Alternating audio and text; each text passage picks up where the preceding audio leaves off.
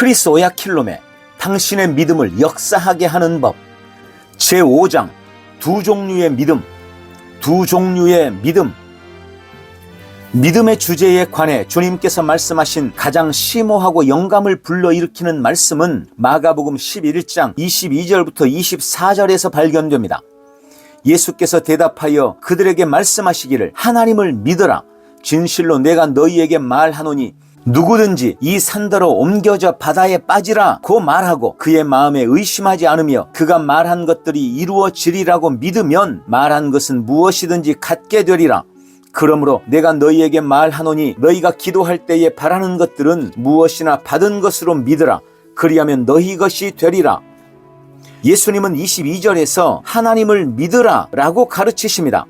좋은 난해주 성경으로 이 구절을 읽으면 예수님께서는 실제로 하나님의 믿음을 가져라 라고 말씀하신 것임을 알게 됩니다. 다른 말로 하면 하나님과 같은 종류의 믿음을 가져라 라는 말입니다. 하나님과 같은 종류의 믿음이라는 것이 있습니다.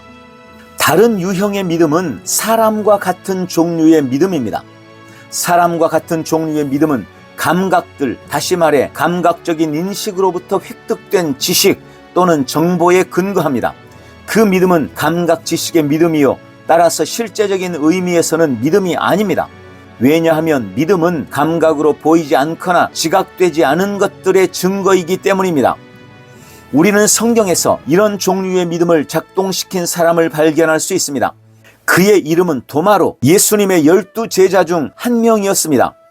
이것이 인간의 믿음 또는 감각 지식의 믿음이 때때로 도마와 같은 종류의 믿음이라고 일컬어지는 이유입니다.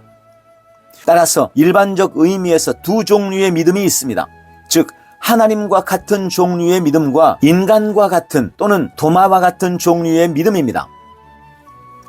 하나님과 같은 종류의 믿음과 도마와 같은 종류의 믿음. 히브리서 11장 1절 이제 믿음은 바라는 것들에 대한 실상이요 보이지 않는 것들에 대한 증거니. 이 구절에서 믿음에 대해 정의하는 것에 비추어 보면 도마와 같은 종류의 믿음은 실제로는 믿음이 아닙니다. 그 믿음은 물리적 감각이 지각할 수 있는 것만을 실제로 부르고 믿기 때문입니다. 이는 내 눈으로 보지 않으면 나는 믿지 않겠다라고 말하는 그런 종류의 믿음입니다. 이런 종류의 믿음은 어떤 결과도 생산하지 않습니다. 그런 종류의 믿음은 당신에게 아무것도 주지 않습니다. 더욱이 그런 믿음 가운데 작용하는 것은 당신에게 어떤 축복도 줄 수 없습니다. 도마가 다른 제자들로부터 주님이 살아계시며 그들이 그분을 보았다는 말을 들었을 때 이 일은 예수님의 십자가 처형 이후에 일어난 일입니다. 그는 바로 이렇게 말했습니다. 내가 주의 손에 있는 못자국을 보고 또 내 손가락으로 그 못자국에 대어보고 나의 손으로 주의 옆구리에 넣어보기 전에는 결코 믿지 않겠다. 도마가 이 말을 하고 며칠 뒤 제자들이 문을 닫고 한 방에 함께 모여 있을 때 갑자기 예수님께서 나타나셨습니다. 이때 도마도 거기 있었습니다. 예수님께서 도마에게 돌아서서 이렇게 말씀하셨습니다. 요한복음 20장 26절부터 29절 8일 후에 제자들이 다시 집 안에 있었는데 도마도 그들과 함께 있더라. 문이 잠겼는데 예수께서 오셔서 한가운데 서서 말씀하시기를 너희에게 평강이 있으라 하시고 도마에게 말씀하시기를 네 손가락을 이리 내밀어 나의 손을 보고 너의 손을 내밀어 내 옆구리에 넣어보라. 그리하여 믿음 없는 자가 되지 말고 믿는 자가 되라 고 하시니 도마가 대답하여 주께 말씀드리기를 나의 주 나의 하나님이여 라고 하니 예수께서 그에게 말씀하시기를 도마야 네가 나를 보았으므로 믿는구나. 보지 않고 믿는 자들은 복이 있도다 고 하시니라. 아멘. 도마가 그런 말을 했을 때 예수님께서 물리적으로 거기 계시지는 않았지만 그분은 도마가 한 말을 아셨습니다. 예수님께서 제자들에게 두 번째로 나타나셨을 때는 특별히 도마를 위해 나타나신 것이었습니다. 성경은 도마가 대답하여 주께 말씀드리기를 나의 주 나의 하나님이여 라고 말했다고 말씀합니다. 다른 말로 하면 내가 당신을 보았으므로 이제 나는 믿습니다 라는 말입니다. 하지만 예수님은 도마의 그 말에 감동하지 않으셨습니다. 예수님은 도마의 믿음에 감명을 받지 않으셨습니다. 예수님은 도마야 네가 나를 보았으므로 믿는구나. 보지 않고 믿는 자들은 복이 있도다 라고 말씀하셨습니다. 다음번에 당신이 누군가 나는 믿기 전에 먼저 보아야 해 라고 말하는 것을 듣는다면 그 사람은 도마와 같은 종류의 믿음을 작동시키고 있는 것입니다. 예수님의 말씀에 따르면 그런 사람은 축복을 받지 못합니다. 축복받은 사람은 보기 전에 믿는 사람입니다. 도마와 같은 종류의 믿음은 당신에게 아무것도 주지 않습니다. 그런 믿음은 역사하지 않습니다. 그런 믿음은 어떤 영적인 결과도 생산하지 못합니다. 이것을 당신에게 적용해 볼까요? 당신은 내 주머니와 은행 계좌에 전혀 돈이 없는데 내가 부자라고 어떻게 말할 수 있어? 내가 몸에서 아직도 고통을 느끼고 있는데 내가 낫는다고 어떻게 말할 수 있어? 와 같은 말을 하는 사람입니까? 그러한 어리석은 질문을 하지 마십시오. 당신은 성경이 이제 믿음은 바라는 것들에 대한 실상이요 보이지 않는 것들에 대한 증거니 라고 말씀하신 것을 잊었습니까? 당신이 건강하고 번영하다는 사실을 증명하는 데 필요한 증거는 하나님의 말씀입니다. 성경은 다음과 같이 말씀합니다. 고린도후서 8장 9절 너희가 우리 주 예수 그리스도의 은혜를 알거니와 부유하신 분이 너희를 위하여 가난하게 되신 것은 그 가난함으로 인하여 너희를 부요하게 되도록 하심이라. 그리고 베드로전서 2장 24절에서 성경은 다음과 같이 말씀합니다. 그가 친히 나무에 달린 자신의 몸으로 우리들의 죄들을 담당하셨으니 이는 우리가 죄들에는 죽고 의에는 살게 하려 하심이니라. 그가 채찍에 맞음으로 너희가 낫게 되었느니라. 이것이 당신의 건강과 재정적 번영을 보장하는 하나님의 말씀으로부터 나온 증거입니다. 당신이 부자라고 선언하기 위해서 돈이 가득 찬 지갑이나 은행 계좌를 갖기를 기다린다면 이는 곧 당신이 하나님의 말씀을 믿지 않는다는 뜻입니다. 당신은 도마와 같은 종류의 믿음을 가진 것입니다. 당신은 누군가 기적을 보지 않는다면 나는 믿지 않겠어 라고 말하는 것을 들어본 적이 있습니까? 그런 사람들은 설령 기적을 보았다 해도 그 기적이 하나님의 기적인지를 믿을 수 있도록 증거와 검증 자료들을 요구할 것입니다. 나는 그런 사람들이 자신의 무지를 깨닫고 기적은 과학이나 경험의 증거에 귀속되지 않는다는 사실을 깨닫게 해달라고 하나님께 간구합니다. 이런 부류의 사람들의 불행한 점은 그들이 그 누구보다도 똑똑하다고 주장한다는 사실입니다. 예를 들어 그들은 불치병에서 치유받은 간증을 들을 때 마치 도마처럼 당신은 내가 바보라고 생각합니까? 이 사람이 더 이상 질병으로 고통당하지 않는다고 확증하는 전문의 소견서를 보지 않는 한 나는 믿지 않겠습니다 라고 말할 것입니다. 그들은 당신에게 나는 현실주의자입니다. 나는 내가 보고 느끼고 만지는 것만 믿습니다 라고 말할 것입니다. 너무 안타까운 일이 아닙니까? 당신이 보는 것을 믿지 말고 하나님께서 말씀하시는 것을 믿으십시오. 그것이 믿음입니다. 그리고 그것이 역사하는 믿음입니다. 누군가 나는 사실과 수치를 가지고 일한다 라고 말했습니다. 사실과 수치를 가지고 일하지 마십시오. 하나님의 말씀에 근거한 믿음으로 행하십시오.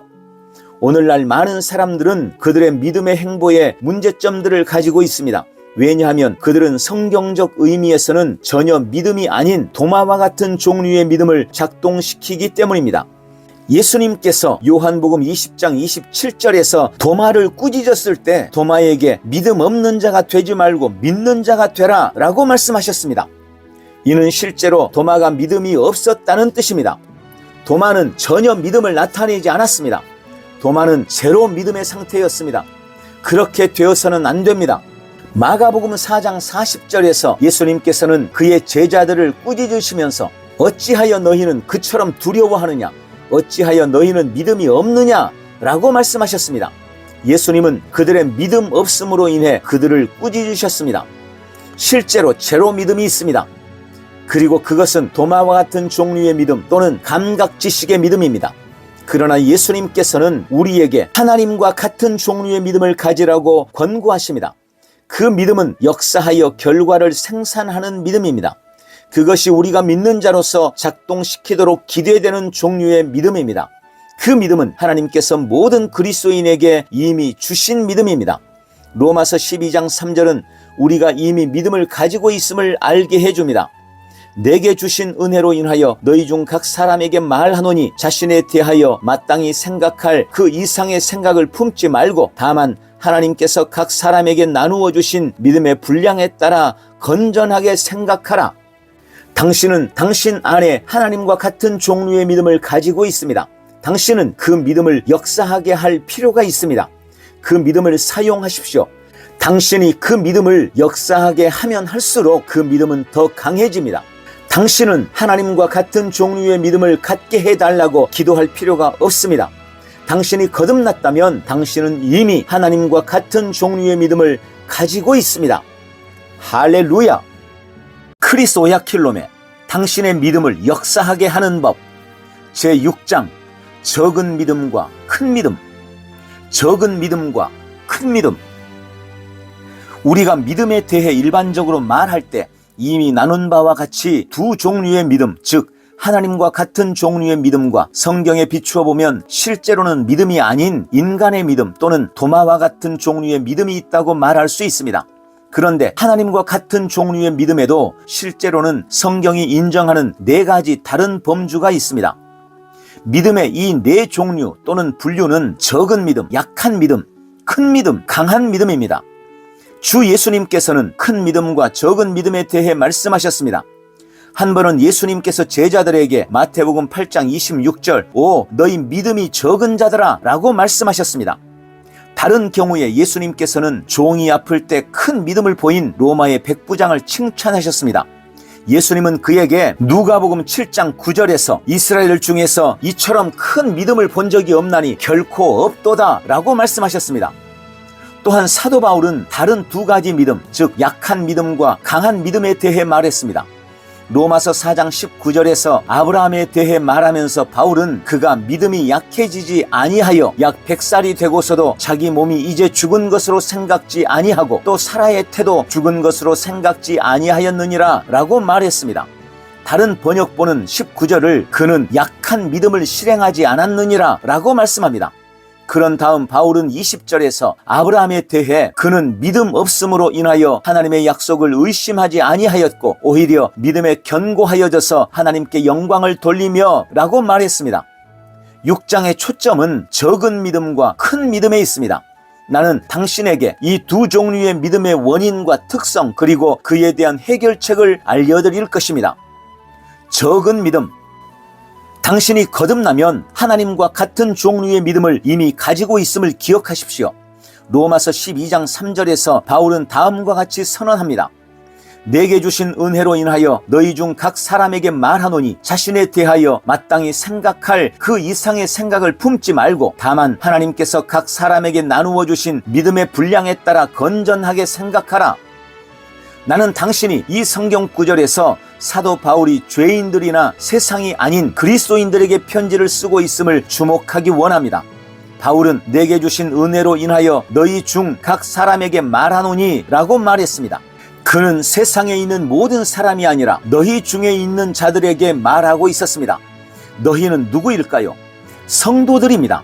하나님은 모든 거듭난 신자들에게 일정한 믿음의 분량을 나누어 주셨습니다. 바울이 단순히 분량의 믿음이라고 말하지 않고 일정 분량의 믿음이라고 말한 것에 주목하십시오. 그것은 상당한 의미가 있습니다. 이는 모든 믿는 자가 구원받는 순간 하나님으로부터 동일한 분량, 동일한 크기와 양의 믿음을 받았다는 뜻입니다. 그 믿음의 착수금은 당신에게 적게 주어졌지만 하나님은 당신이 그것을 키우기를 기대하십니다. 하나님께서 주신 믿음의 분량을 증가시키는 것은 당신 책임입니다. 그리고 당신이 믿음의 분량을 증가시키는 길은 하나님의 말씀을 더 많이 배우는 것입니다. 당신의 믿음은 당신이 하나님의 말씀을 들을 때 증가할 것입니다. 왜냐하면 로마서 10장 17절 믿음은 들음에서 나오며 들음은 하나님의 말씀에 의해서이기 때문입니다. 하나님의 말씀을 더 많이 들을수록 당신은 더 많은 믿음을 갖게 될 것입니다. 그리고 영 안으로 하나님의 말씀을 덜 받아들일수록 당신은 삶의 도전들에 직면할 때 믿음을 덜 표현하게 될 것입니다. 당신이 믿음을 성장시켜야 하는 이유는 적은 믿음은 결과를 내지 못할 것이기 때문입니다. 역경 앞에서 사람들이 두려움에 장악되는 이유는 그들의 믿음이 적기 때문입니다. 성경은 잠언서 24장 10 네가 역경의 날에 낙담하면 네 힘은 미약해지느니라 라고 말씀합니다. 이는 당신의 육체적인 힘이나 근육을 가리키는 것이 아니라 당신의 믿음을 가리키고 있습니다. 믿음이 적으면 당신은 낙담하게 될 것이고 역경의 날에 포기하게 될 것입니다. 예수님께서 어느 날 그의 제자들과 함께 배에 있었을 때 광풍이 일어났습니다. 제자들이 배를 가라앉도록 위협하는 파도에 맞서 싸우는 동안 예수님께서는 주무시고 계셨습니다. 할 수 있는 모든 일을 다 시도했지만 폭풍이 악화되어지자 그들은 예수님께로 몰려와서 그분을 흔들어 깨우며 마태복음 8장 25절 주여 우리를 구하여 주옵소서 우리가 죽게 되었나이다 라고 소리쳤습니다. 마가복음은 그들이 마가복음 4장 38절 선생님 우리가 물에 빠져 죽게 된 지경을 돌보지 않으십니까? 라고 말했다고 우리에게 알려줍니다. 예수님은 깨어나셨을 때 동요하지 않으셨습니다. 그분은 두려움으로 펄쩍 뛰지 않으셨습니다. 그분은 그저 일어나서 바람과 바다를 꾸짖으시며 잠잠하라 고요하라 라고 말씀하셨습니다. 그러자 큰 평온이 있었습니다. 그리고 나서 예수님께서는 제자들을 향해 마태복음 8장 26절 오 너희 믿음이 적은 자들아 어찌하여 두려워하느냐 라고 말씀하셨습니다. 믿음이 적으면 당신은 환경의 위협에 억눌리고 괴롭힘을 당할 것이며 당신의 믿음은 역사하지 않을 것입니다. 믿음과 두려움은 함께 가지 않습니다. 두려움은 믿음을 방해하지만 믿음은 두려움을 분쇄합니다. 어떤 그리스도인들이 하나님의 말씀을 의심하는 까닭은 믿음이 적기 때문입니다. 기억하십시오. 적은 믿음은 결과를 보지 못할 것입니다. 적은 믿음은 일이 시작되게 할 수는 있지만 일의 결과를 내지는 못할 것입니다. 이 말의 의미가 무엇입니까? 나는 이 예를 가지고 구체적으로 설명하겠습니다. 예수님께서는 광야에서 말씀을 전하시고 떡 5개와 물고기 2마리로 여자와 아이들은 계산하지 않은 5천여 명의 사람들을 먹이시는 기적을 행하셨습니다. 그런 다음 예수님께서는 제자들에게 먼저 배를 타고 갈릴리 바다 맞은편으로 가라고 지시하셨습니다. 제자들은 출발한 지 얼마 되지 않아 맞바람을 맞고는 파도에 흔들렸습니다. 심지어 밤 제4경 즉 새벽 3시와 6시 사이에는 물 위에서 그들에게 가까이 오고 있는 한 형체를 보았습니다. 성경은 베드로와 다른 제자들이 이 형체를 보고 유령이라 생각하여 두려움으로 비명을 질렀다고 말씀합니다. 마태복음 14장 26절부터 30절 제자들이 바다 위를 걸어오시는 그를 보고 불안하여 말하기를 유령이다 라고 하며 무서워 소리 지르더라. 예수께서 그들에게 곧 일러 말씀하시기를 기운을 내라 나니 두려워 말라고 하시더라. 그러자 베드로가 주께 대답하여 말씀드리기를 주여 만일 주님이시거든 나에게 명하여 물 위로 오라 하소서 라고 하니 주께서 말씀하시기를 오라 하시니 베드로가 배에서 내려 예수께 가려고 물 위로 걸어가더라. 그러나 바람이 사나워지는 것을 보고 두려워하니 가라앉기 시작하는지라 그가 소리질러 말하기를 주여 나를 구해 주소서 라고 하더라. 아멘. 베드로가 예수님께 한 이 말에 주목하십시오. 주여 만일 주님이시거든 나에게 명하여 물 위로 오라 하소서. 예수님은 그에게 오라 라고 말씀하셨습니다. 베드로는 배에서 내려 물 위를 걸어서 예수님께 갔습니다. 베드로는 헤엄쳐 가서 예수님을 만난 것이 아니었습니다. 베드로는 물 위를 걸었습니다. 어부였던 베드로는 물론 수영을 할 수 있었지만 이번에는 초자연적인 일로 물 위를 걸었습니다. 베드로는 주님이 그에게 오라 라고 말씀하신 것에 의지하여 배로부터 물 위로 나가 주님을 향해 발걸음을 내딛었습니다. 이것이 믿음입니다. 이어서 30절에 주목하십시오. 그러나 베드로가 바람이 사나워지는 것을 보고 두려워하니 가라앉기 시작하는지라 그가 소리질러 말하기를 주여 나를 구해 주소서 라고 하더라. 베드로는 맞바람을 보고는 두려워하게 되었습니다. 그 결과 베드로는 예수님 앞에서 가라앉기 시작했습니다. 베드로가 왜 가라앉기 시작했을까요? 베드로로 하여금 배에서 내려서 물 위를 걷게 만들었던 믿음에 무슨 일이 일어난 것일까요? 대답은 살려달라는 베드로의 울부짖음에 대한 예수님의 대답에 있습니다. 마태복음 14장 31절 예수께서 곧 손을 내밀어 그를 붙드시고 그에게 말씀하시기를 오, 너 믿음이 적은 자야 어찌하여 의심하였느냐 고 하시니라. 베드로의 믿음은 적었습니다. 바로 그것이 베드로가 가라앉기 시작한 이유였습니다. 기억하십시오. 저는 적은 믿음은 결과를 보지 못할 것이라고 말했습니다. 적은 믿음은 일을 시작하게는 할 수 있을지 모르지만 일을 마치게 할 수는 없습니다. 적은 믿음은 베드로를 배에서 내려서 물 위에 서게 했습니다. 적은 믿음은 심지어 베드로가 물 위를 걷기 시작하게도 했습니다. 하지만 바람이 사나워졌을 때 그 믿음이 베드로를 지탱해 줄 수는 없었습니다. 삶의 맞바람과 역경들이 당신 얼굴에 불기 시작할 때 당신의 믿음이 적다면 당신의 힘은 떨어질 것입니다. 적은 믿음은 매우 적게 성취합니다. 믿음이 적으면 당신은 두려움에 의해 위협받을 수 있습니다. 당신은 항상 역경을 두려워하고 미래를 확신할 수 없을 것입니다. 이것이 베드로에게 일어났던 일입니다. 사납게 부는 바람을 보자 두려움과 의심이 그의 심령을 장악했습니다.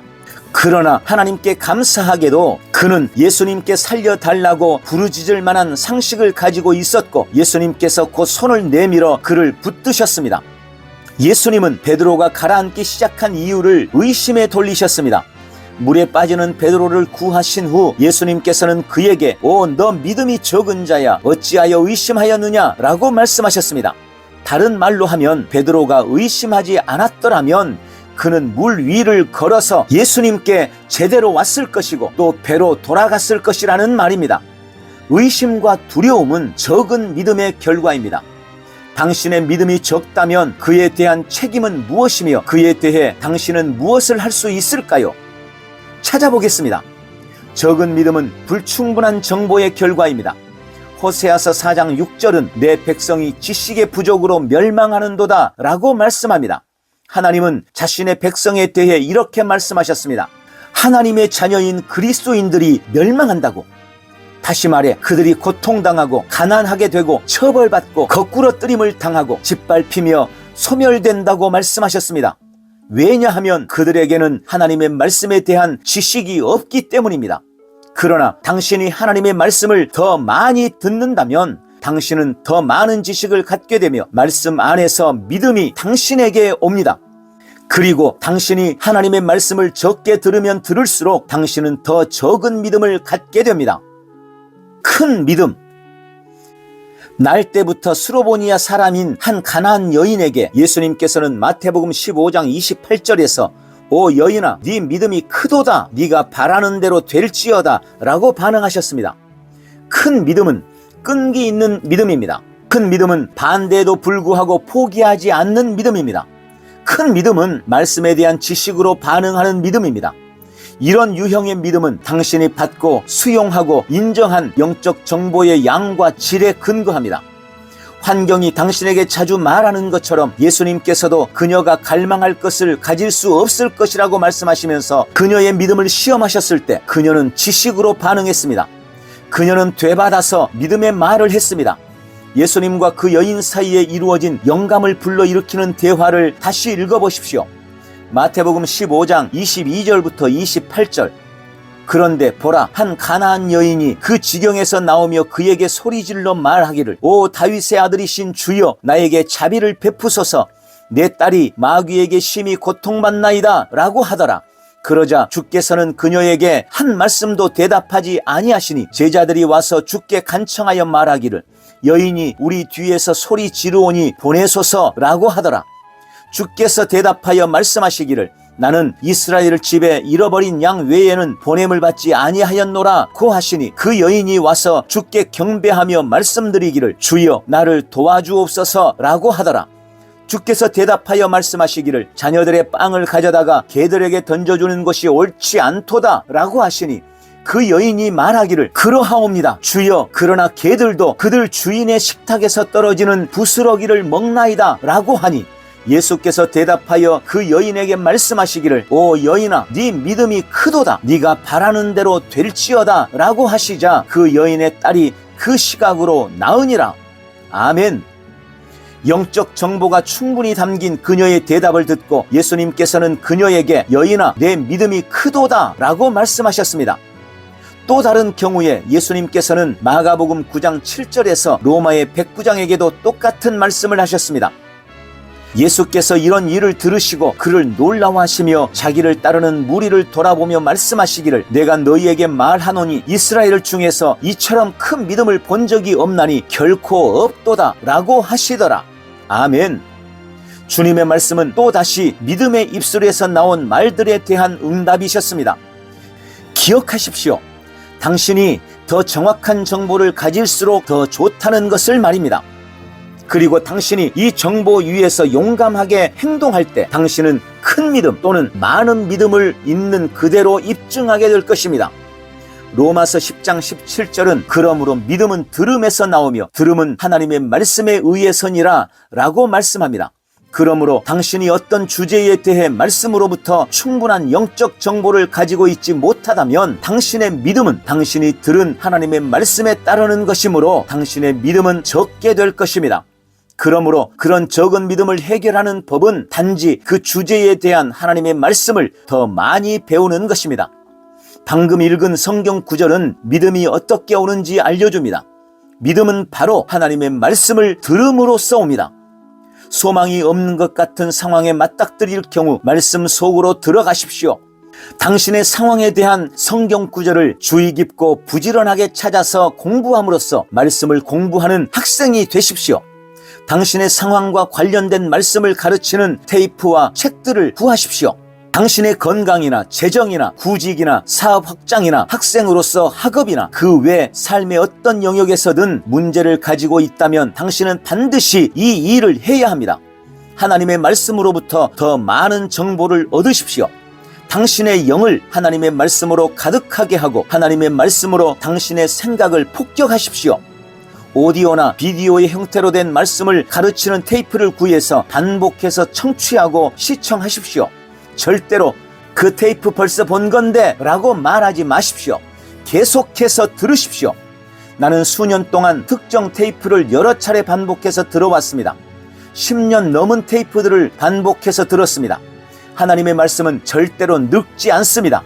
하나님의 말씀은 낡지 않습니다.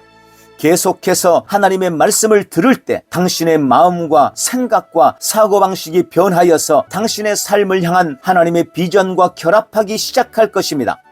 하나님의 말씀은 영입니다. 하나님의 말씀은 당신을 휘저을 수 있고 당신에게 비전을 줄 수 있으며 당신을 성공하도록 힘을 공급하며 당신을 위대하게 하도록 설계할 수 있는 신적인 능력을 지니고 있습니다.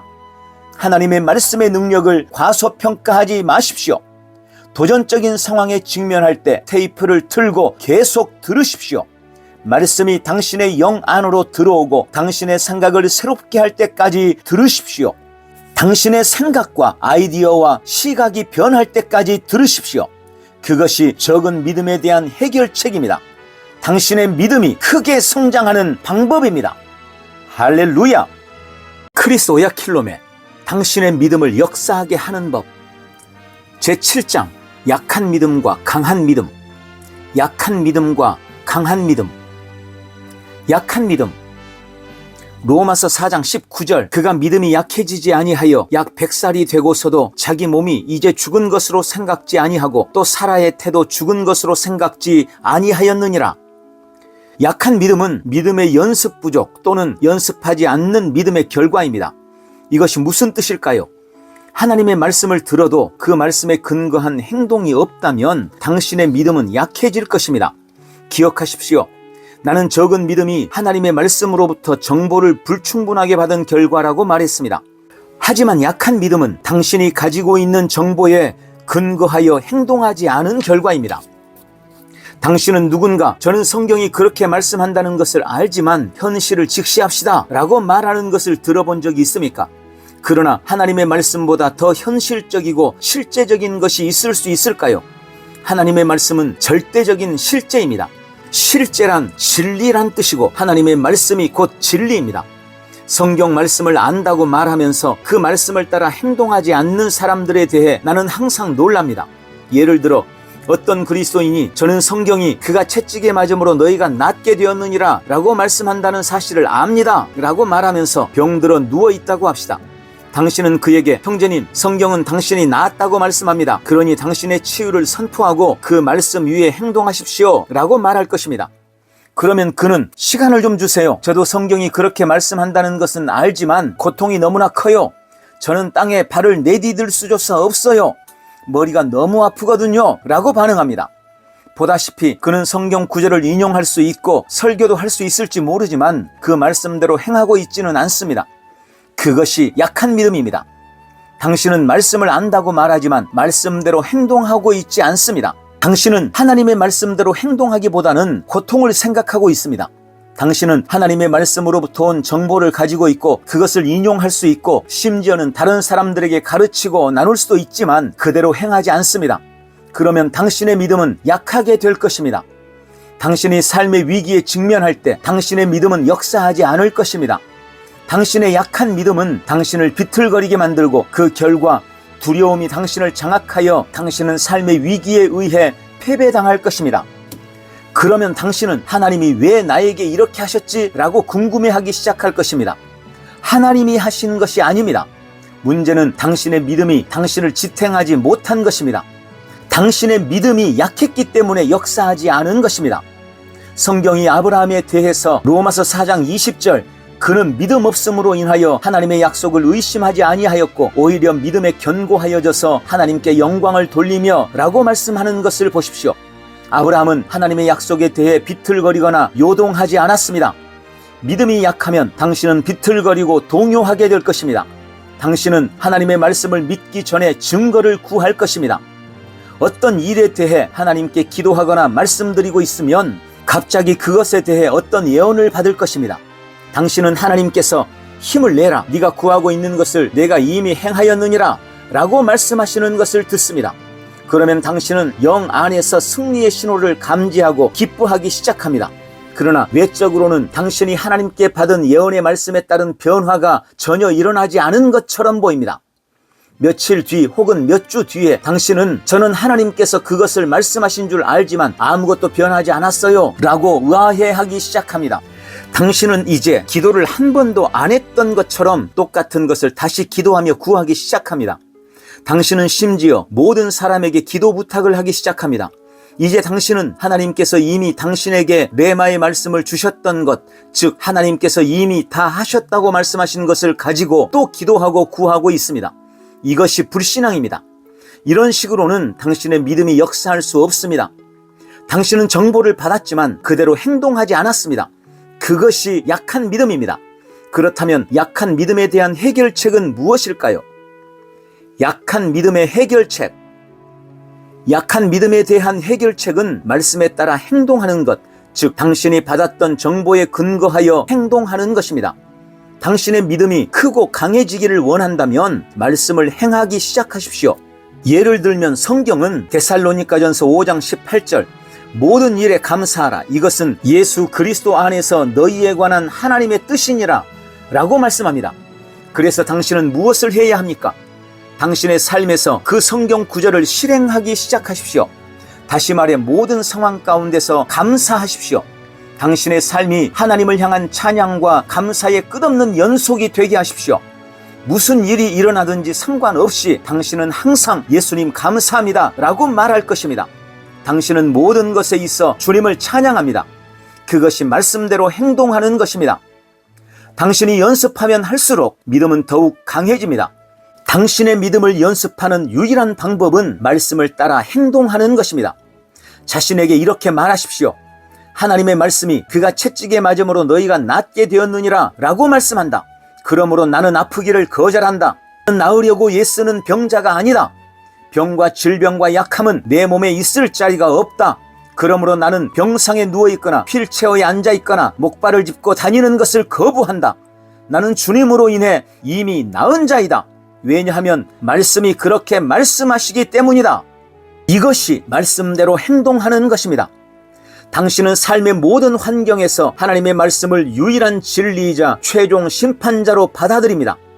당신은 무엇이든 하나님의 말씀과 일치하지 않는 것에 의해 방해받기를 거부합니다. 당신의 믿음이 약해지지 않고 강해지며 결과를 낳기 위해서 당신은 말씀을 행하는 자가 되어야 합니다. 다시 말해 당신은 말씀을 실행해야 합니다. 그리스도인인 우리는 말씀을 실행하는 자입니다. 우리는 말씀을 실행합니다. 왜냐하면 하나님의 말씀은 실행할 수 있는 것이기 때문입니다. 그러므로 예를 들어 성경이 빌립보서 4장 6절 7절에서 아무것도 염려하지 말고 다만 모든 일에 기도와 간구로 너희의 구하는 것들을 감사함으로 하나님께 알려지게 하라. 그리하면 모든 지각을 초월하시는 하나님의 평강이 그리스도 예수 안에서 너희의 마음과 생각을 지키시리라 라고 말씀하실 때 당신은 그 말씀 그대로 실행합니다. 당신은 말씀이 당신의 삶에서 말씀하시는 바를 정확히 실행합니다. 우선 당신은 스스로에게 나는 두려워하기를 거부하고 염려를 거절한다 라고 말합니다. 그런 다음 당신은 당신의 요구사항을 하나님께 알려지게 하고 당신의 영 안으로 평강을 받습니다. 그때부터 당신은 불평하고 투덜거리거나 마치 마귀가 우위를 차지하고 있는 것처럼 행동하고 생각하기를 거부합니다. 당신은 매일 하나님을 찬양합니다. 왜냐하면 당신은 당신이 심령으로 갈망한 것을 하나님께서 보장하셨음을 알기 때문입니다. 그것이 믿음입니다. 그런 식으로 당신은 당신의 믿음을 연습하며 믿음의 근육을 키워가고 있습니다. 어떤 사람들은 그들의 육체적인 몸을 단련하는 법을 압니다. 당신은 잘 훈련되고 근육이 매우 잘 발달된 사내를 본 적이 있습니까? 그들은 규칙적으로 운동함으로써 몸을 다듬고 근육을 만들려고 체육관에서 많은 시간을 보냅니다. 그들은 달리고 조깅하며 역기를 들고 팔굽혀펴기를 하면서 강하고 건강하고 멋지고 날렵한 신체를 만들려고 온 힘을 다 기울입니다. 이것이 당신의 영을 세우는 데도 똑같이 적용되는 방식임을 아십니까? 신체를 단련하지 않으면 근육이 약해지듯이 믿음을 연습하지 않으면 당신의 믿음의 근육도 약해집니다. 스스로 단련하지 않으면 당신의 몸은 크지만 약할 수도 있습니다. 마찬가지로 말씀을 행함으로써 믿음을 실행하지 않으면 당신의 믿음은 많아 보이지만 약할 수도 있습니다. 당신은 말씀을 실행하는 자가 되어야 합니다. 한 예로 예수님은 마가복음 11장 24절에서 그러므로 내가 너희에게 말하노니 너희가 기도할 때에 바라는 것들은 무엇이나 받은 것으로 믿으라. 그리하면 너희 것이 되리라 라고 말씀하셨습니다. 무엇이든지 하나님께 기도하거나 구할 때 당신은 오직 당신이 이미 그것을 받은 것과 그것이 당신 것임을 믿어야 한다는 뜻입니다. 다시 말해 하나님께 특별한 요구사항, 아마도 새 직장을 달라고 기도하고 구한 즉시 당신은 간증하고 하나님을 찬양해야 합니다. 왜냐하면 당신은 그 요구사항을 받았기 때문입니다. 당신은 이렇게 고백해야 합니다. 예수님 감사합니다. 저는 구한 것을 받았습니다. 예수님은 너희가 기도할 때에 바라는 것들은 무엇이나 받는 것으로 믿으라. 그리하면 너희 것이 되리라 라고 말씀하셨습니다. 저는 새 직장을 받았음을 믿습니다. 그러므로 저는 새 직장이 있습니다. 하나님께 영광 돌립니다. 이것이 말씀에 근거하여 행동하는 방법입니다. 당신이 듣고 보거나 어떻게 느끼는지 상관없이 당신은 스스로에게 나는 내가 새 직장이 있음을 소망 가운데 믿는다 라고 말합니다. 당신은 취업 면접을 보러 갔지만 거절당했을 수도 있습니다. 하지만 당신은 낙담하거나 의기소침해하기를 거부합니다. 당신은 그런 결정을 인정하거나 그것이 당신의 믿음을 꺾도록 허용하지 않습니다. 당신은 하나님의 말씀에 대한 당신의 주장을 고수하며 계속해서 나는 새 직장이 있다. 내가 기도했을 때 하나님께서는 내게 새 직장을 주셨고 나는 그것을 받았다 라고 선언합니다. 머지않아 그 직장이 나타날 것입니다. 비록 그 직장이 이전에는 결코 실존하지 않았을지라도 당신으로 인해 창조될 것입니다. 그것이 말씀이 말씀하는 바입니다. 이것이 당신이 무엇이든지 하나님께 기도하고 구한 뒤에 가져야 하는 태도입니다. 어떤 사람들은 기도한 후에 그 기도에 응답하심을 기뻐하여 하나님을 찬양하지 않고 오히려 하나님께 감히 무언가를 구해서 매를 맞은 것 마냥 버려지고 낙담한 모습을 띠기 시작합니다. 그것은 믿음의 태도가 아닙니다. 기억하십시오. 나는 앞에서 믿음의 태도가 있다고 말했습니다. 그리고 무엇이든지 당신이 기도할 때 구하는 것을 받았는지 못 받았는지는 그 태도를 통해 알 수 있습니다. 당신의 믿음을 발전시키고 강하게 세우는 유일한 길은 당신의 믿음을 역사하게 하는 것입니다. 그것이 당신의 믿음의 근육을 연습하는 방법입니다. 강해지지 않으면 그 믿음은 많은 결과를 생산하지 못할 것입니다. 믿음을 강하게 하기 위해서는 말씀대로 행함으로써 당신의 믿음을 연습해야 합니다. 당신은 당신이 믿는 바를 행동으로 옮겨야만 합니다. 하나님의 말씀대로 행동하기 시작하면서 당신의 실수를 발견할 수도 있겠지만 하나님께서는 당신이 실수하는 것을 허용하셨습니다. 하나님은 당신이 배우고 있는 중임을 아십니다. 그러므로 하나님과 함께하는 믿음의 여정에서 저지르는 실수로 인해 낙담하거나 실망하지 마십시오. 계속해서 말씀대로 행하십시오. 예를 들어 처음으로 복음을 전하고 어떤 사람을 그리스도께 인도하려고 했을 때 당신은 아마도 그 일을 제대로 하지 못했다고 생각할 것입니다. 당신은 그 사람과 논쟁을 했지만 그 친구가 그의 심령을 그리스도께 내어드리도록 이끌 수 없었을 것입니다. 그것에 낙담하지 마십시오. 다시 모든 기회를 활용하여 복음을 전함으로써 그 분야에 대한 당신의 믿음의 근육을 계속해서 단련하십시오. 오래전부터 그리스도인이었음에도 불구하고 한 번도 누군가를 그리스도께 인도한 적이 없는 사람들이 있습니다. 그들은 그리스도인이 된 지 아마도 10년이 더 되었을 것입니다. 슬픈 일입니다. 그들은 자기가 그리스도께 인도한 사람을 단 한 명도 생각해낼 수 없습니다. 그들은 자기가 누군가에게 예수님에 대해 말했다면 그 사람이 구원받았을 것이라고 믿으면서도 결코 그 일을 하지 않았습니다. 왜일까요? 그들이 아직 그 영역에 대한 자신의 믿음을 연습하지 않았기 때문입니다. 당신 자신에게 나는 오늘 누군가에게 예수님에 대해 말할 것이다. 나는 오늘 한 영혼을 그리스도께 얻어올 것이다. 라고 말하고 있는 당신을 상상해 보십시오. 당신은 버스를 타고 일터나 학교나 어디든지 갑니다. 그리고 그곳에서 누군가를 만납니다. 당신이 입을 열고 말씀을 막 전하려고 할 때 당신의 심장은 고동치기 시작합니다. 당신은 내가 뭔가 말해야 하나 하지 말아야 하나 어떻게 시작하지? 그가 내 말에 귀를 기울이지 않으면 어떡하지? 하면서 자신과 싸우기 시작합니다. 어떻게 시작할지, 무엇을 어떻게 말해야 할지 당신 자신과 논쟁하는 동안 그 사람은 다음 정거장에서 내려버립니다. 물론 당신은 안 좋은 기분을 느끼며 행동하지 못한 것을 후회할 것입니다. 그러나 다음번에 그런 기회가 있을 때 어떻게 해야 할지 알려드리겠습니다. 그 기회를 사용하십시오. 말할까 말까를 가지고 당신 자신과 싸우지 마십시오. 어떻게 하지? 라고 스스로에게 묻지도 마십시오. 그냥 시작하십시오. 당신은 실수하면 어떻게 하냐고 말합니다. 실수하십시오. 하지만 시작하십시오. 그것이 당신의 믿음을 실행하고 역사하게 하는 방법입니다. 당신은 하나님의 말씀을 따라 당신의 걸음을 담대히 내딛어야 합니다. 배우는 사람은 실수 없이 완벽해지지 않습니다. 하지만 당신의 길을 완벽하게 만드십시오. 스스로에게 나는 성령님을 신뢰할 것이다. 나는 나를 도우시는 성령님을 의지하겠다. 라고 말하십시오. 그러면 당신은 성경이 시편 81편 10절 네 입을 넓게 벌리라 내가 네 입을 채우리라 라고 말씀하시는 것을 기억하게 될 것입니다. 그러므로 가서 당신의 입을 열고 말하기 시작하십시오. 성령님께서 말해야 하는 옳은 말을 당신에게 주시는 것으로 인해 놀라게 될 것입니다. 성령님으로 하여금 당신을 안내하도록 내어드릴 때 그분은 당신의 실수를 최소화하도록 도우실 것입니다.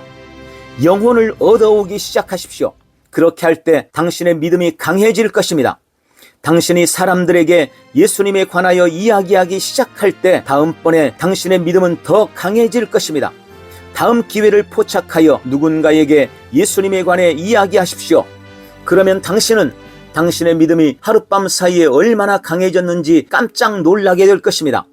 하나님의 말씀과 일치하고 당신이 진정으로 하기 원하는 일을 하기 시작하십시오. 그것을 하면 할수록 당신의 믿음은 더 강해질 것입니다. 당신은 신체 근육을 단련함으로써 그것들을 키우고 강하게 합니다. 먹고 자기만 해서는 근육이 더 강해질 것을 기대할 수 없습니다. 그런 식으로는 근육이 절대 강해지지 않을 것입니다. 근육은 훈련에 의해서만 강해집니다. 그것은 믿음도 마찬가지입니다.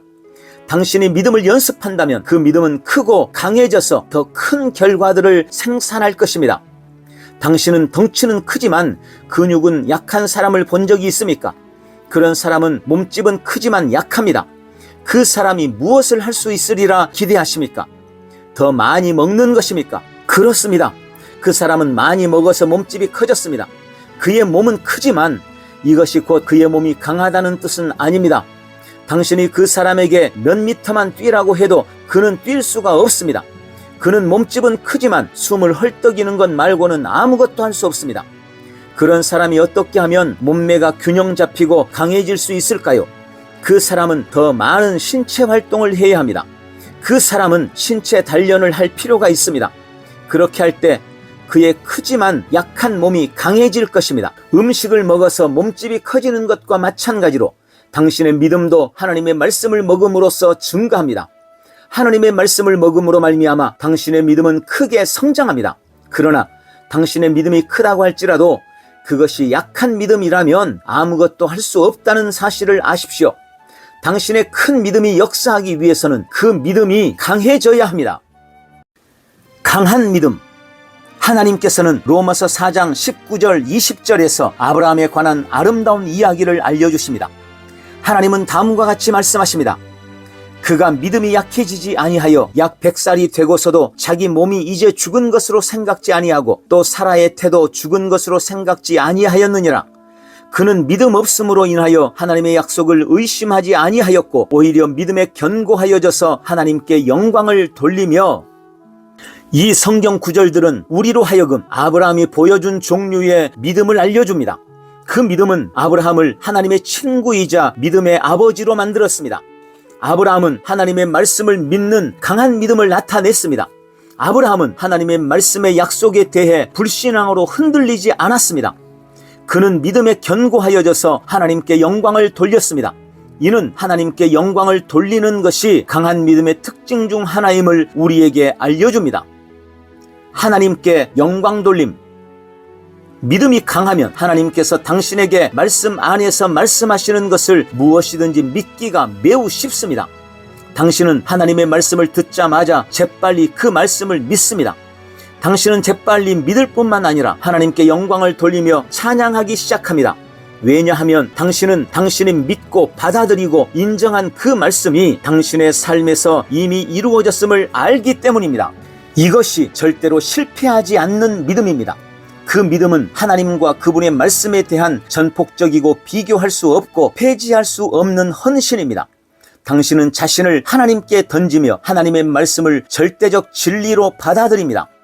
당신은 당신이 믿는 바를 영원하고 결코 실패하지 않는 하나님의 말씀에만 정합니다. 이것이 당신의 단호한 결심이요 당신의 삶을 사는 유일한 방식이 될 때 당신의 믿음은 강하고 생산적이 될 것입니다. 강한 믿음은 역사하는 믿음입니다. 하나님과 같은 종류의 믿음을 가져라 라고 말씀하셨을 때 예수님은 제자들만이 아니라 우리에게도 강한 믿음을 가지라고 가르치고 계셨던 것입니다. 예수님은 너희의 믿음을 성장시키도록 노력하라 라거나 나는 너희 믿음이 아직 약하다는 것을 알지만 어느 날 그 믿음은 강해질 것이다 라고 말씀하지 않으셨습니다.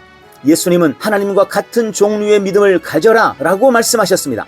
그 믿음은 도마와 같은 종류의 믿음이나 적은 믿음이나 약한 믿음이 아니라 강한 믿음입니다. 강한 믿음은 말하면 이루어지는 믿음입니다. 그것은 하나님께서 하늘과 땅을 창조하실 때 사용하신 믿음입니다.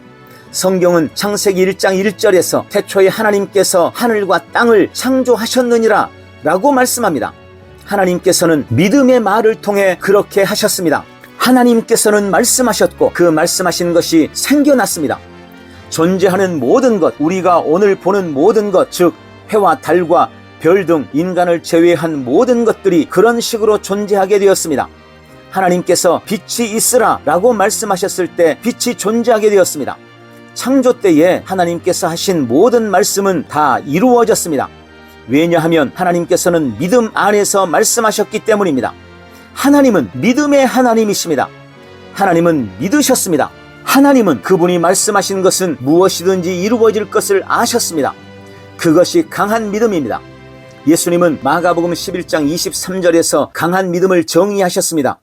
진실로 내가 너희에게 말하노니 누구든지 이 산더러 옮겨져 바다에 빠지라고 말하고 그의 마음에 의심하지 않으며 그가 말한 것들이 이루어지리라고 믿으면 말한 것은 무엇이든지 갖게 되리라. 마가복음 11장 12절에서 예수님은 시장하셔서 열매를 몇 개 먹기 원하셨습니다. 멀찍이 무화과 나무 한 그루를 보시고는 예수님은 그 나무에서 열매 몇 개를 얻어 허기를 달릴 수 있을 것이라고 생각하셨습니다. 그 무화과 나무에 다가갔을 때 잎만 무성할 뿐 열매가 하나도 없었습니다. 왜냐하면 무화과의 때가 아니었기 때문입니다. 그러자 예수님께서는 그 무화과 나무를 향해 이후로는 영원히 너에게서 아무도 열매를 먹지 못하리라 라고 말씀하셨고, 제자들도 그 말을 들었습니다. 제자들은 예수님께서 무화과 나무에게 말씀하시는 것을 들었습니다. 즉, 예수님께서는 마음속으로 말씀하신 것이 아니라 다 들리도록 말씀하신 것입니다. 그리하여 예수님과 함께 있던 제자들도 예수님이 말씀하신 것을 들었습니다. 예수님께서 무화과 나무에게 말씀하신 후에도 그 나무는 전과 똑같아 보였습니다. 하지만 24시간 뒤 제자들은 그 나무가 뿌리로부터 마른 것을 목격했습니다. 뿌리로부터 말랐다는 말은 예수님께서 그 무화과 나무에게 말씀하신 즉시 뿌리가 마르기 시작했다는 것을 암시합니다. 뿌리는 땅 속에 있기 때문에 아무도 그 나무에게 일어나고 있는 일을 바로 알 수는 없었습니다. 더욱이 가지와 줄기와 잎 등 다른 모든 부분은 변화가 없어 보였습니다. 그러나 그러는 동안 무화과 나무는 뿌리로부터 이미 죽었습니다. 그 나무의 생명의 원천이 잘려나갔습니다. 무화과 나무가 완전히 시들어버린 것을 본 제자들은 깜짝 놀랐습니다. 그러자 베드로가 주님 보세요, 당신이 저주하신 그 나무가 완전히 시들어버렸습니다 라고 말했습니다. 예수님께서는 그의 말에 대한 대답으로 하나님의 믿음을 가져라, 즉 하나님과 같은 종류의 믿음을 가져라 라고 말씀하셨습니다. 예수님은 이런 종류의 믿음이 있다면 무슨 일이든 할 수 있다는 것을 제자들이 알기 원하셨습니다. 예수님이 무화과 나무를 향해 말씀하셨던 것처럼 당신이 믿음의 말을 풀어놓을 때 당신이 어떤 변화를 보고 느끼든지 그렇지 않든지는 상관없습니다. 당신은 당신이 입으로 한 말이 확실히 이루어질 것을 영으로 압니다. 강한 믿음은 사물의 외적 현상에 주목하지 않습니다. 첫째, 나는 강한 믿음은 하나님께 영광을 돌린다고 말했습니다. 둘째, 강한 믿음은 환경을 고려하지 않습니다. 환경을 생각하지 말라. 성경은 아브라함이 약 100살이 되고서도 자기 몸이 이제 죽은 것으로 생각지 아니하고 또 사라의 태도 죽은 것으로 여기지 아니하였느니라.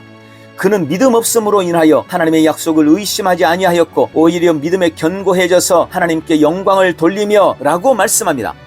아브라함이 100살이 되었을 때 하나님께서는 아브라함이 한 아들을 갖게 될 것이고 그 이름은 이삭이라고 말씀하셨습니다. 아브라함은 이미 늙었을지라도 자기 몸을 죽은 것이라고, 즉 재생산할 수 없는 존재라고 생각하기를 거부했습니다. 또한 아브라함은 사라의 태가 죽었다는 사실을 생각하지 않았습니다. 아브라함은 하나님의 능력에 도전하는 모든 신체적이고 자연적인 증거에 의해 방해받지 않았습니다. 아브라함이 이 세상에서 알았던 모든 것이 그가 아이를 갖기는 불가능하다고 말했습니다. 아브라함의 몸은 재생산할 수 있는 일에 대해서는 죽었습니다. 아브라함은 약 100살이 되었고 사라는 불임 판정을 받았습니다. 하지만 아브라함은 사라의 태가 죽었다고 생각하지 않았습니다. 그렇다면 아브라함은 무엇을 생각하고 있었을까요? 아브라함은 말씀을 생각하고 있었습니다. 아브라함은 생각과 주의와 초점을 오직 하나님께서 하신 말씀에만 집중했습니다. 최소한 아브라함에게 있어서는 그것은 하나님께서 하신 말씀이었습니다. 그리고 하나님께서는 그것이 이루어지도록 능히 하실 수 있었습니다. 그것이 강한 믿음입니다. 당신에게 임한 하나님의 말씀 이외에 다른 어떤 것도 고려하기를 거부하는 것입니다. 아브라함이 자신의 몸이나 사라의 태의 죽음을 생각하지 않았다는 것은 그가 자신의 몸을 안 봤다거나 아내 사라가 불임이라는 것을 몰랐다는 뜻이 아닙니다. 아브라함은 자기 몸을 보았습니다. 그 몸은 아브라함에게 속한 것이었습니다. 그는 자기 몸이 늙고 약해진 것을 알았습니다. 그는 그 사실을 보고 느낄 수 있었습니다. 마찬가지로 그는 아내가 불임인 것을 알았습니다. 아브라함은 그것을 너무나 잘 인식했습니다. 하지만 아브라함은 그것을 생각하기를 거부했습니다. 그것이 바로 믿음이라는 것입니다. 믿음은 당신이 고통을 느끼지 못한다는 뜻이 아닙니다. 믿음은 당신이 곤경을 볼 수 없다는 뜻이 아닙니다. 믿음은 내가 지금 곤경을 보지만 그것을 생각하기를 거부한다. 나는 그 곤경이 나의 생명과 존재의 환경을 지배하는 것을 거부한다. 나는 그 곤경이 내가 어떻게 행동할지를 지배하는 것을 거부한다. 라는 뜻입니다. 당신 자신에게 나는 보이는 것이나 끼는 것이나 말씀과 반대되는 모든 지식이 내 삶을 주관하도록 허용하지 않겠다. 나는 하나님의 말씀 외에는 어떤 것도 고려하기를 거부한다 라고 말하십시오. 그것이 강한 믿음입니다. 이 중요한 진리를 배우고 활용하십시오. 모든 면에서 하나님의 말씀만을 생각하십시오. 하나님의 말씀만이 당신을 움직이게 하십시오. 하나님의 말씀이 삶에 대한 당신의 신념과 인상과 사고방식을 형성하게 하십시오. 하나님의 말씀이 당신을 그것에 의해 살게 하는 유일한 진리이자 유일한 정보가 되게 하십시오. 그러면 당신의 삶은 끝없는 성공과 평강과 진보와 번영의 연속이 될 것입니다. 이 지점이 많은 사람들이 그들의 믿음의 행보에서 빗나가는 지점입니다. 그들은 하나님의 약속, 하나님의 말씀에서 동요합니다. 어떤 때는 믿지만 다른 때는 믿지 않습니다. 어떤 경우에는 나는 하나님을 믿습니다. 나는 하나님의 말씀을 믿습니다. 라고 말할 것입니다. 그리고 그 다음에는 오 하나님 제발 제가 믿도록 도와주세요. 라고 말할 것입니다. 불신앙으로 인해 하나님의 말씀에 동요하지 마십시오. 다시 말해 불신이 당신의 삶을 주관하지 못하게 하십시오. 성경은 아브라함은 불신앙으로 인해 하나님의 말씀에 동요한 것이 아니라 오히려 믿음이 강해져서 하나님께 영광 돌렸다고 말씀합니다. 아브라함은 계속해서 간증했습니다. 아브라함은 동요하기를 거부했습니다. 아브라함에게 있어서는 하나님께서 그것을 이미 행하신 것이었고 그래서 그는 자신의 고백을 유지했습니다. 이것이 당신이 삶에서 해야 하는 일입니다. 당신에게 하신 하나님의 말씀은 예와 아멘입니다. 그 의미는 당신에게 하신 하나님의 말씀이 정착되고 세워졌다는 뜻입니다. 당신의 역할은 그 말씀을 믿고 의심과 불신의 여지를 주지 않는 것입니다. 하나님의 말씀에 헌신하십시오. 하나님께서 그분의 말씀 안에서 당신에게 말씀하시는 것은 무엇이든지 그대로 살아야 하는 최고의 법칙으로 여기도록 당신 자신을 훈련하십시오. 당신 자신에게 하나님께서 그것을 말씀하셨다면 그것은 이루어진 것이다. 왜냐하면 하나님의 말씀은 실패하지 않기 때문이다. 그러므로 나는 의심하기를 거부한다. 나는 동요하거나 의심과 불신이 내 심령 안에 있는 하나님의 말씀을 질식시키는 것을 거부한다. 라고 말하십시오. 그런 다음 당신은 말씀을 주신 하나님께 영광을 돌리기 시작하십시오. 어느 날 아침 당신의 몸 어딘가에서 갑자기 종양을 발견하였다고 합시다. 당신은 당신의 믿음을 행동에 옮김으로써 종양에게 사라지라고 명령할 것입니다. 그러나 그때부터 당신은 아브라함처럼 해야 합니다. 종양이 아직 보이더라도 그것을 생각하기를 거부하십시오. 하나님께 영광을 돌리기 시작하십시오. 계속해서 하나님을 찬양하고 하나님의 말씀이 당신이 나았다고 말씀하시기 때문에 당신 몸에는 더 이상 어떤 종양도 살 수 없다고 모든 사람에게 말하기 시작하십시오. 그것을 계속해서 간증하십시오. 그것에 대한 헌금을 드리십시오. 그 종양은 사라졌다고 당신은 이미 기적을 가지고 있다고 모든 사람에게 말하십시오. 이것이 아브라함이 행한 것으로서 하나님이 보시기에 기뻤고 하나님이 아브라함의 믿음을 강한 믿음이라 자격을 부여하게 만든 것이었습니다. 아브라함은 그분의 말씀으로 인해 하나님께 영광을 돌렸고 모든 사람에게 그의 이름이 더 이상 아브람, 높은 자 혹은 아비가 아니라 아브라함, 곧 많은 자들의 아비라고 말했습니다. 그들은 아브라함을 조롱하며 비웃으면서 그렇다면 자식들은 어디 있어? 라고 물었음에 틀림없습니다. 그러나 아브라함은 이미 하나님의 말씀을 가졌음을 알았습니다. 따라서 아브라함에게 있어서는 자신의 자녀들이 자기 안에 있었습니다. 아브라함은 이미 많은 자들의 아비였습니다. 목사나 사역자분들이 이 책을 읽고 있다면 당신도 아브라함이 될 수 있습니다. 당신도 당신의 교회와 사역이 당신 속에 아주 많은 지체들로 성장하는 것을 볼 수 있습니다. 나팔관이 막혔거나 제거되어서 자녀를 가질 수 없다는 말을 의사에게 들은 적이 있습니까? 내가 당신과 함께 나누고 있는 이 진리들에 근거하여 행동하십시오. 아브라함이 되십시오. 당신 속에서 당신의 자녀를 보기 시작하십시오.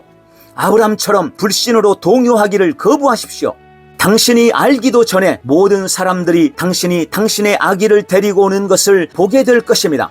당신이 할 일은 오직 하나님의 말씀에 대해 동요하기를 거부하는 것입니다.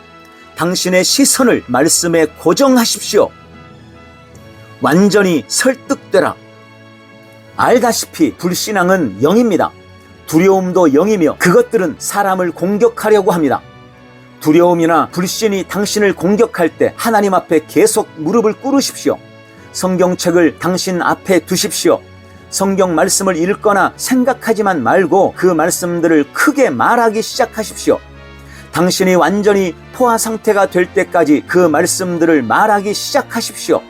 성경은 전도서 11장 3절 구름에 비가 가득하면 땅 위에다 비를 쏟을 것이요 라고 말씀합니다. 그 의미는 흘러 넘침이 있을 것이라는 뜻입니다. 그때가 당신이 완전히 설득되는 때입니다. 이것이 강한 믿음의 세 번째 특징입니다. 믿음이 강하다면 당신은 하나님의 말씀에 대해 완전히 설득됩니다. 이때 지옥에서 나온 어떤 귀신이라도 당신이 하나님의 말씀을 의심하거나 동요하도록 설득할 수 없을 것입니다. 환경이 무엇을 가리키든지 상관없이 당신은 당신의 기적을 가졌음을 압니다. 당신은 하나님께서 약속하신 것은 무엇이든지 신실하게 행하여 이루실 수 있다는 구체적이고 확고한 지식에 이릅니다. 따라서 당신은 동요하지 않습니다. 당신은 평강 가운데 있습니다. 왜냐하면 당신은 그것이 이루어진 것을 알기 때문입니다. 하나님을 찬양합니다. 아브라함은 하나님께서 약속하신 그것을 또한 이루실 것이라고 확신하였습니다. 이것이 강한 믿음이며 역사하는 믿음입니다. 사람들이 하는 잘못된 이야기에 귀를 기울이고 있는 한 당신은 확신할 수 없습니다. 하나님의 말씀이 아닌 다른 것에 귀를 기울이는 한 당신은 역사하는 믿음을 세울 수 없습니다. 두려움이 당신을 지배하게 될 것입니다. 사람들은 두려움을 이야기합니다. 그러나 하나님은 믿음을 말씀하십니다. 당신에게 하신 하나님의 말씀에 완전히 설득되고 확신하게 되는 수준으로 믿음을 세우기 위해서는 계속해서 하나님의 말씀에 귀를 기울여야 합니다. 하나님의 말씀이 당신의 체계 속으로 계속 들어가게 하십시오. 항상 두려움과 불신을 싣고 있는 신문 정보들이 당신으로 하여금 하나님의 말씀에 대해 동요하게 만들지 않도록 하십시오. 계속해서 TV나 뉴스에 귀를 기울이고 있다면 당신은 두려움을 조장하는 많은 말을 들을 것입니다. 하지만 하나님의 말씀으로 당신의 마음을 지배하고 통제한다면 당신은 말씀에 완전히 설득될 것입니다. 당신은 완전히 설득되기 전에는 동요할 수도 있습니다. 당신은 하나님의 말씀에 대해 확신하지 못하며 확고하지 못할 것입니다. 그때 당신은 스스로에게 이 말씀을 고백한 지 이렇게 오래됐는데 정말 이루어질까라고 묻기 시작할 것입니다. 하나님의 말씀으로 당신의 마음을 계속 폭격하면 당신은 하나님의 약속으로 완전히 설득되어 오직 하나님의 말씀으로만 생각하고 말하게 될 것입니다. 그때가 의심과 불신이 당신 삶에서 완전히 굴복하는 순간입니다. 예수님께서 다음과 같이 말씀하셨습니다.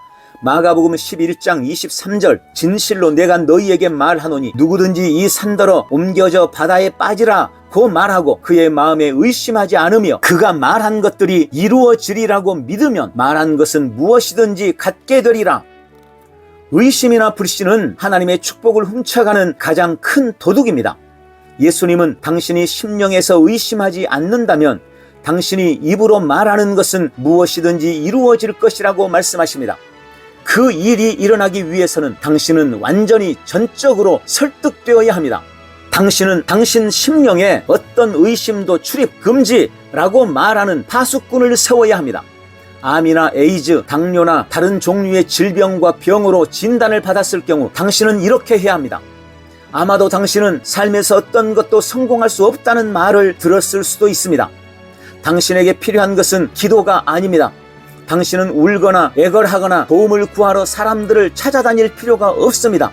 대신 하나님의 말씀을 묵상하기 시작하십시오. 하나님의 말씀이 말하는 바에 의해 완전히 설득되십시오. 당신은 성공의 꾸러미이고 탁월한 영을 가지고 있으며 모든 일에 번영하도록 정해졌다는 사실로 완전히 설득되십시오. 당신은 치유를 찾는 병자가 아니라는 사실로 완전히 설득되십시오. 당신은 새로운 피조물이며 하나님의 신성의 본성의 참여자요 공유자이며 해당자라는 사실로 완전히 설득되십시오. 따라서 병과 질병과 약함이 당신 몸에서 자라날 수 없으며 머물 수도 없다는 것에 의해 완전히 설득되십시오. 이런 사실로 완전히 설득되십시오. 할렐루야! 크리스 오야킬롬의 당신의 믿음을 역사하게 하는 법 제8장 믿음에 정복하는 능력. 믿음에 정복하는 능력. 요한복음 16장 33절에서 예수님은 그의 제자들에게 다음과 같이 말씀하셨습니다. 내가 이런 일들을 너희에게 말한 것은 너희가 내 안에서 화평을 지니게 하려 함이라. 세상에서는 너희가 환난을 당할 것이나 기운을 내라. 내가 세상을 이겼노라. 우리의 믿음이 역사하기 위해서는 예수님처럼 말하는 법을 배워야 합니다. 지상에 계시는 동안 예수님께서 하신 말씀은 모두 이루어졌습니다. 아무도 예수님처럼 말하는 사람은 없었습니다. 예수님이 그분의 입을 열어 말씀하실 때마다 그분은 결과를 생산하는 믿음의 말을 하셨습니다. 이것이 예수님 당시의 종교적인 사람들이 예수님을 싫어했던 이유입니다. 그들은 다른 무엇이 아니라 예수님의 말씀 때문에 그분을 십자가에 못 박았습니다. 예수님의 고백은 너무나 강력해서 자연적인 생각으로는 납득할 수 없었습니다. 예수님은 자기 자신이 하나님의 아들이라고 고백했으며 종교적인 사람들은 그로 인해 예수님을 미워했습니다. 예수님이 말씀하셨을 때 눈먼 자가 나았고 기머금이 사라졌으며 안전뱅이가 걸었고 불구인 사지가 온전해졌으며 죽은 자들이 일어났습니다. 예수님께서 하시는 말씀은 달랐습니다. 그 말들은 평범하지 않았습니다. 예수님께서 말씀하실 때마다 그 말을 듣는 자들의 삶에 중요한 변화가 일어났습니다. 귀신들이 두려워하며 소리 지르고 공포로 떨며 도망쳤습니다. 그분의 만짐이 아니라 그분의 말이 기적을 만들어냈습니다. 그 말은 능력으로 충만한 말이었습니다. 여기 요한복음 16장 33절에서 예수님은 강력한 고백을 하셨습니다. 그분은 제자들에게 기운을 내라, 내가 세상을 이겼노라 라고 말씀하셨습니다. 아무도 예수님처럼 말한 자는 없었습니다. 예수님께서는 아직 죽은 자들로부터 부활하지도 않으셨고 아직 십자가도 지시지 않았을 때에 어떻게 내가 세상을 이겼노라 라고 말씀하실 수 있었을까요? 예수님은 십자가로 가시기 전에, 즉 죽고 장사되어 부활하시기 전에 이 말씀을 하셨습니다. 따라서 우리는 예수님께서 어떻게 세상을 이기셨는지 찾아야 합니다. 왜냐하면 예수님께서는 분명히 저와 당신도 할 수 있는 일을 하신 것이기 때문입니다. 나는 예수님께서 믿음이 가득 찬 말을 하심으로써 세상을 이겼다는 사실을 성경에서 찾았고 나도 똑같은 것을 할 수 있음을 발견했습니다. 믿음, 세상을 이기는 승리. 기억하십시오. 예수님께서 이 세상을 만드셨습니다. 성경은 이미 지음받은 것들 중에 어떤 것도 예수님 없이 지어진 것은 없다고 말씀하십니다. 이 세상 체계에서 예수님께 복종하지 않을 것은 어떤 것도 없습니다. 예수님은 만물에 대한 지배권을 행사하셨습니다. 예수님은 그분의 말, 즉 믿음이 가득한 말로 만물을 길들이셨습니다. 예수님은 불구인 사지와 시체와 먹은 기와 먼 눈과 뒤틀린 지체와 어둠의 귀신들과 물고기와 나무들에게 말씀하셨고 그것들은 예수님께 순종했습니다. 예수님은 자연법칙을 길들이셨고 또 그것들을 초월하셨습니다. 예수님은 결코 희생자가 아니셨습니다. 예수님은 물 위를 걸으셨고 바람에게 말씀하셨으며 폭풍을 잠잠케 하셨습니다.